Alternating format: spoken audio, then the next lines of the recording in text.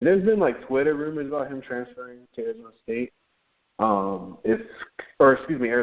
if Kyle Allen goes there. But I'm not sure. I would just stay there if I was him. There's no reason for him to transfer, to be honest. Besides, I mean, I know they're boys and everything, but I mean, he would waste a year pretty much just to transfer. Instead, he could start at A&M and probably catch 100 balls and touchdowns next season, over 1,000 yards. So I hope he stays there.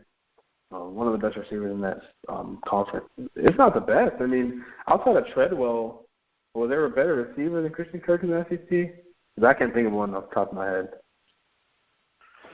SEC this year, not really. I don't know. It's kind of a down year for receivers. I mean, Darrell. Yeah. There's a lot of physically impressive receivers in the SEC, but Kirk was pretty much the best one. Malachi Dupree might come back next year and be really good, but and obviously Calvin Ridley, had kind of an interesting freshman year. There's not a ton of. There's some guys there. Ridley's there obviously, but Kirk definitely kind of head and shoulders over everybody. Yeah, he was. Mississippi State wide receiver. I always forget his name, but he reminds me a little bit of Kelvin Benjamin. He's pretty. Runyon Wilson? Yeah, exactly, Daniel Wilson. I always get his name confused with the kid I like that left Auburn. But he obviously didn't have any stats really because he left so soon or got kicked out or whatever the case was with that situation. But yeah, Christian Kirk is great. Ridley's good too. He was on a freshman All-American team, well deserved. And Dupree, Durrell, all those guys at LSU were pretty good. The quarterback situation was bad. So they didn't get the numbers, but they're good receivers too. But, congrats to Christian Kirk on winning that award. And I think, he's a guy that has a chance also in the Heisman. Him and Kyler Murray next year. So, both those guys are great. Texas A&M, I can't wait to see their bowl game. I feel like it's going to be really high scoring versus Louisville. So can't wait to see that. But we're going to get to the 2002 recruiting class. That class was led by Vince Young. I hope people still remember him. I remember him for the rest of my life because of that USC Texas game before. He was the number one player in that class out of Madison High School in Houston, Texas, 6'5", 200 pounds at the time. Nominated for the Heisman twice, I believe. He was on the ballot one time, got invited to New York the second time. Just great. One of the best, probably go down as the best quarterback in Texas history. If not best player, just because of the way he did with that championship team, that was special. Career, I felt like he almost got blackballed from the NFL. Not saying he did, but he just got a bad rap. I don't understand exactly what happened with Jeff Fisher. Because he won Rookie of the Year, and it's pretty good. They won a lot of games, a good amount of games, and he just kind of faded away. What do you think about Vince Young's career? It's just incomplete to me for some reason. Well, a lot of people have time, it's almost like the Bin Laden raid. Like there's a timeline of events that happened that led to it. But honestly, he had some immaturity issues. When he was booed by Titans fans during one game that they lost, he took it kind of bad. Didn't really kind of brush it off. The criticism really got to him. Basically saying things like, I've never been booed like this in my entire life. Just basically taking negative criticism a little too harshly at times. And then, of course, you have and I remember that season he had his freshman year. It was crazy. He had that. I don't know if you remember that Texans run.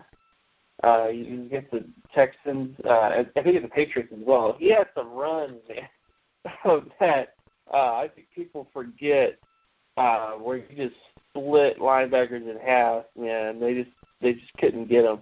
But he had a really great season freshman year. Second year going into it, had some struggles, got booed, and then he had the suicide incident, where people close to him were that Vince Young has left the house and he had a pistol with him.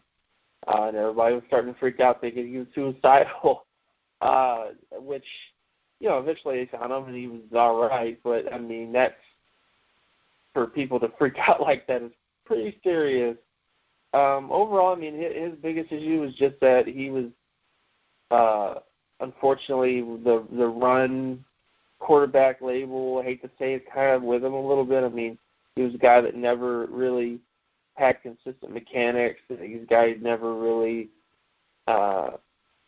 excelled at the mental side of the quarterback position in terms of passing concepts. And, again, for what he was able to do as a running quarterback in terms of speed option attacks and stuff like that with his legs and all that stuff, was incredible.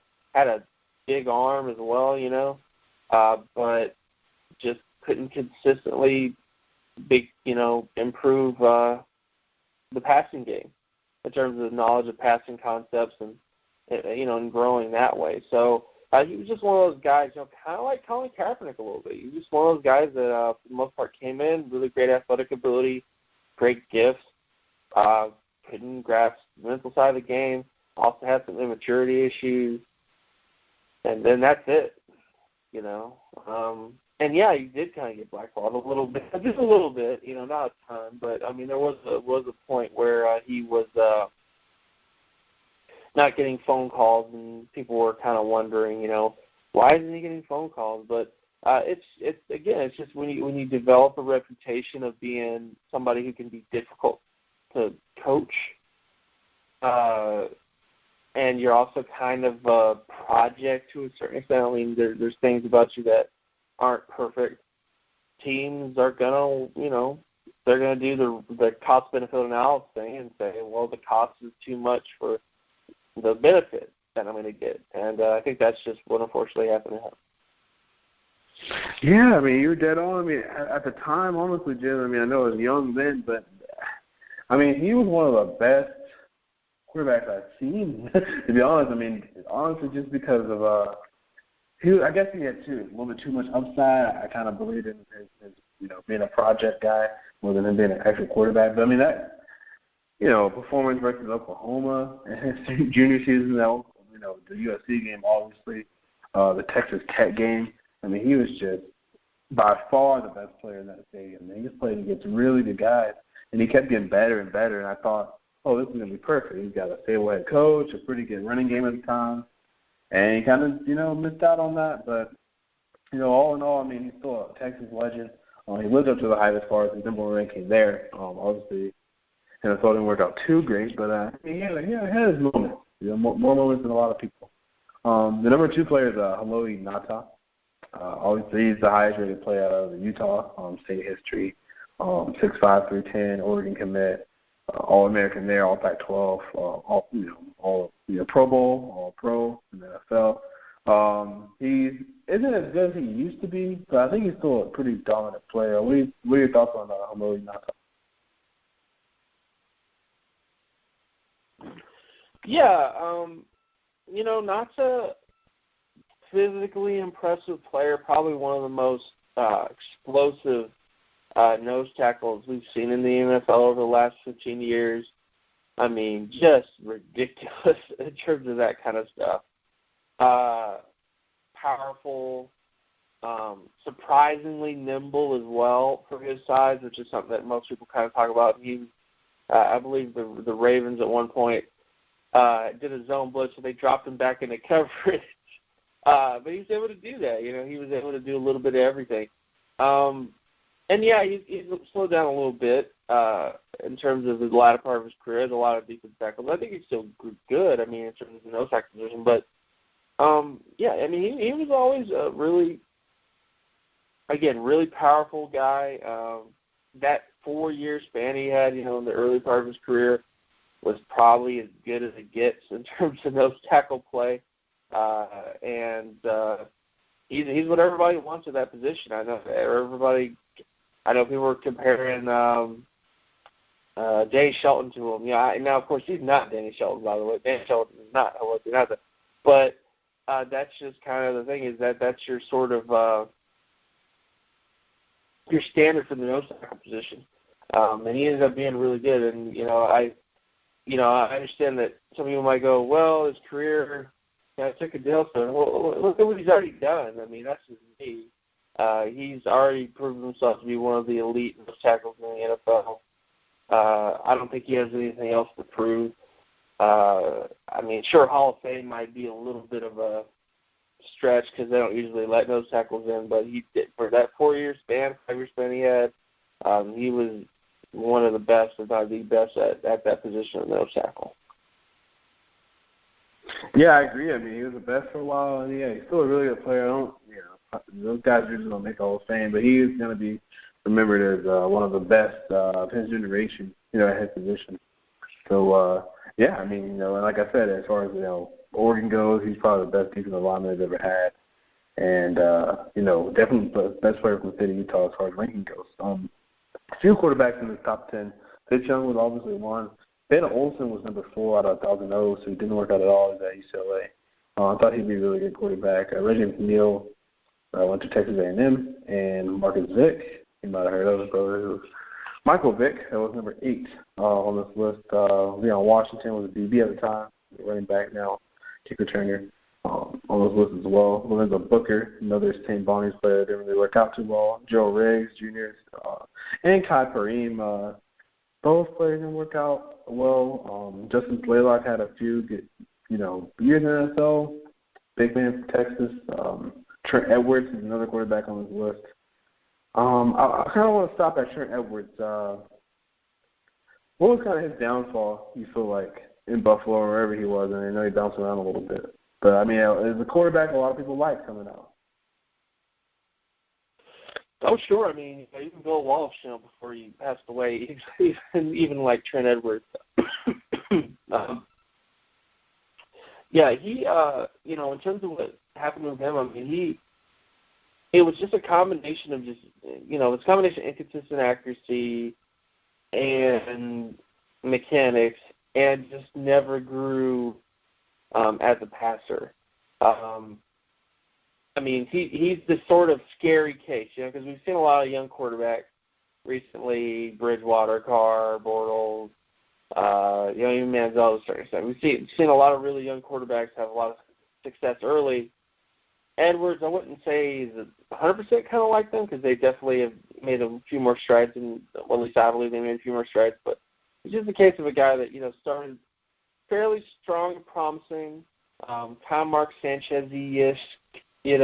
Of course, Sanchez went to more places because he had a better team around him. But but Edwards, I mean, it was just really just inconsistent accuracy, inconsistent decision making, and he just never grew as a passer.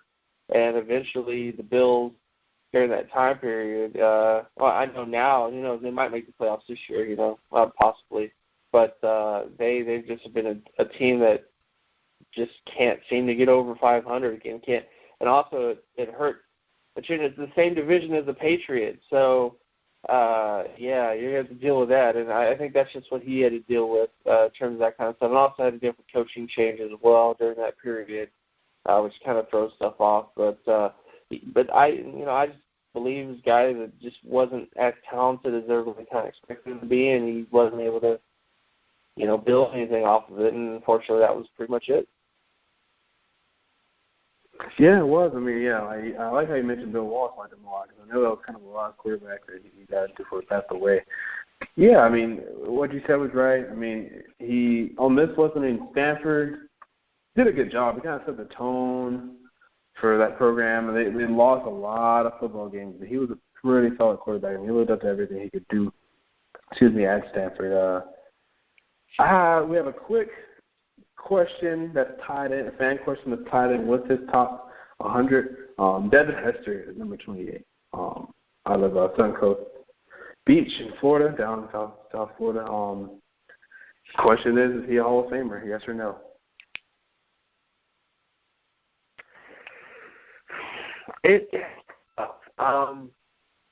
It's really tough to put a guy in that only played one phase of the game. Now, again, special teams is very important. And Hester was kind of the reason the Bears went